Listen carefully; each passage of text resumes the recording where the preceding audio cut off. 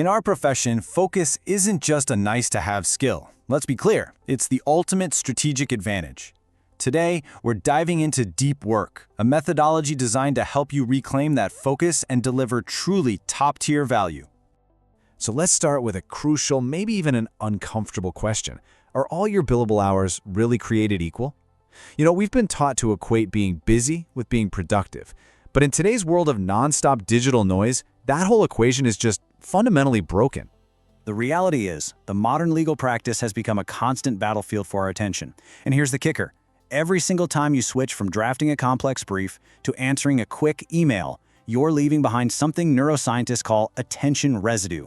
This residue, it fragments your focus. It degrades your cognitive performance for minutes afterward, making that sustained, high-level thinking we get paid for an incredibly rare thing.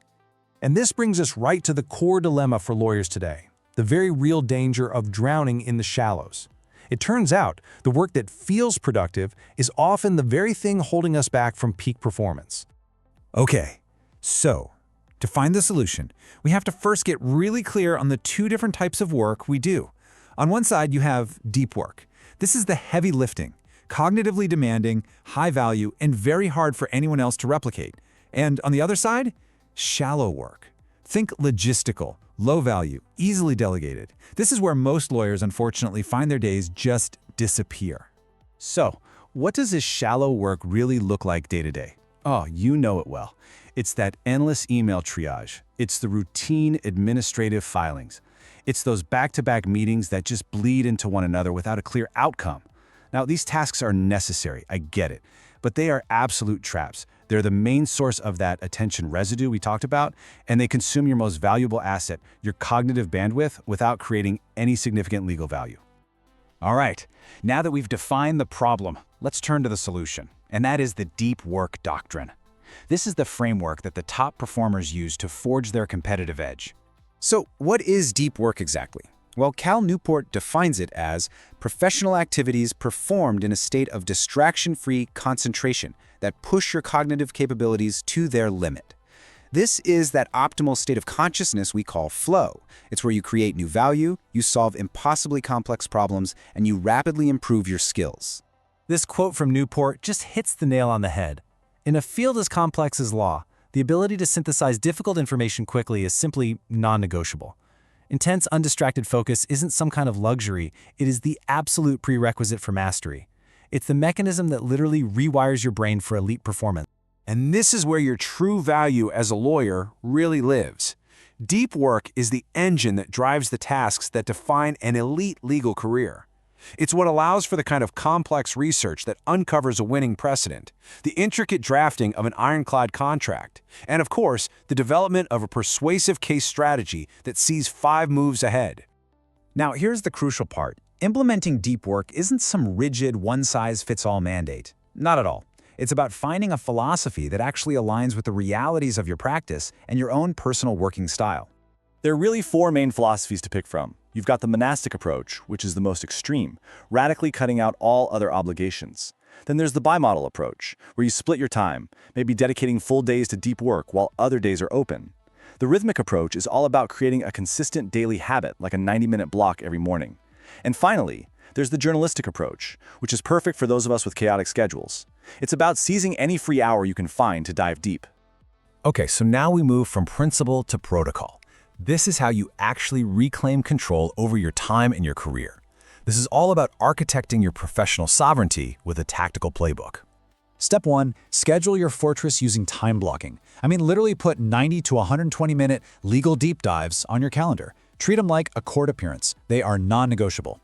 Step 2, engineer your environment. Find a quiet space, turn off all notifications. Step 3, triage your shallow work. Batch all your emails and admin tasks into specific, low-energy windows. And step 4, use technology as a strategic lever, not as a leash. And this brings us to a massive modern advantage we have. See, the goal is no longer just to manage shallow work. The new frontier is to automate and offload it entirely, freeing up your cognitive horsepower for what actually matters. This is exactly where new AI legal technologies come into play. We're talking about platforms trained on current law that can handle the first drafts of routine motions and documents. This frees up your finite cognitive capacity for high-level strategy, complex analysis, and building client relationships. You're not being replaced here. You are being empowered. And let's be absolutely clear, this is not some hack to work more hours. It's a strategy to work smarter.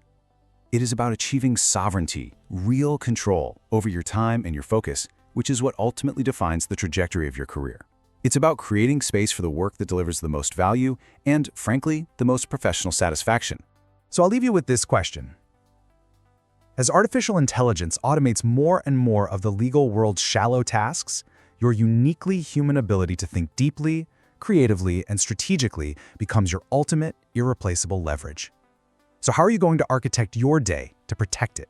All right, in part 1, we laid out why deep work is so critical in the legal field. Now we're diving into the how. This is where we get tactical, how you take back your focus and build a practice that's really defined by excellence, not just by being exhausted all the time. Let's be crystal clear about something. Looking ahead, your most valuable asset, the one you can't get more of, isn't your time. It's your focused attention. You know, the legal market isn't going to reward the lawyer who's just constantly busy.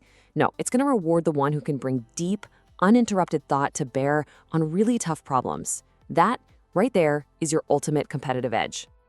And that, of course, brings us to the real challenge, doesn't it? Our work environment is practically designed to interrupt us. So how do we actually build a defense system to protect our most important asset? Let's get into the first strategy. Okay, our first line of defense has to be digital. We need to build a fortress around our focus. And any good defense starts with understanding who or what the enemy is. And that enemy has a name. Author Cal Newport calls it shallow work. You know exactly what this is. It's all the administrative tasks, the scheduling back and forth, the quick emails. Now, this stuff is necessary, sure, but it can't be where you live. It has to be contained. Because frankly, it doesn't tap into the real legal expertise you've spent years developing. So the strategy here is a little counterintuitive, but it's incredibly powerful. We're going to fight fire with fire. We are going to use very specific tech to combat the distracting nature of all our other technology. And here is your arsenal. You've got tools like Freedom, which is amazing. It blocks distracting sites and apps across your phone, your tablet, your computer, all at once. Then you have Rescue Time, which not only blocks sites but also shows you exactly where your time and focus are leaking away. And hey, don't sleep on the built-in focus modes on your devices. They aren't just for when you're sleeping. They are programmable shields for your work. But look, a digital fortress is only half the battle. We also have to move into the physical world. We have to look at how your actual environment is either helping you or actively sabotaging your ability to concentrate. You know, the science on this is absolutely fascinating. Studies have shown that even having your smartphone in your line of sight, even if it's turned off and face down, triggers a brain drain. A part of your mind is constantly working in the background just to not pick it up. It literally fragments your attention without you even realizing it. So the solution here has to be physical. It's a really simple 3-step protocol. 1, find a dedicated space. A quiet conference room, a library, any office you can borrow. 2, create a real physical barrier. Leave the smartphone in another room. Put it in a drawer. It has to be out of sight. And 3, and this is crucial, get everything you need before you start. Your research, case files, water, coffee. Once you step into that sanctuary, you don't come out. All right, now for what I think is the most advanced and maybe the most powerful tactic of all. This is about taking control of how other people, clients, colleagues, expect to be able to reach you. It's about mastering the art of being strategically unavailable. Just think about the 2 types of lawyers. The always available lawyer is constantly reacting, putting out fires, doing shallow work, and is just on a fast track to complete burnout. On the other hand, the strategically accessible lawyer is proactive. They produce work with real depth and value, you know, the kind of work that actually wins cases, and they operate from a position of control. This is not about ignoring people. It's about serving them at the highest possible level by protecting the very focus they are paying you for. And you can start this today. It can be as simple as setting up a professional autoresponder on your email. This message doesn't say, "I'm ignoring you." It says, "I am currently engaged in high-value work for my clients, and I have a clear process for communication." It establishes a boundary, it manages expectations, and it projects complete professionalism, not chaos. So where does all of this lead? The digital fortress, the physical sanctuary, being strategically unavailable, these are all just tools. They're tools to help you achieve a much higher state of professional being. This quote from Tim Ferriss just hits the nail on the head. A non-urgent email might have to wait an extra hour or two. A minor administrative thing might get pushed to the afternoon.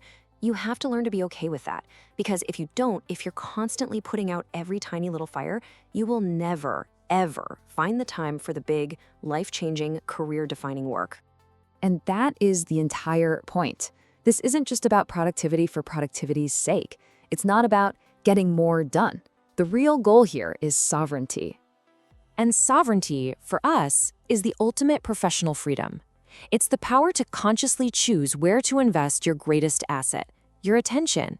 It's how you go from being just another competent lawyer to achieving true mastery of your craft. Look, this is not just some abstract theory. This is a practical, actionable plan. I want you to pick one strategy from everything we just talked about. Just one. Block out 90 minutes. Leave your phone in the car. Set up that autoresponder. The path to becoming a sovereign counsel doesn't start someday. It starts tomorrow.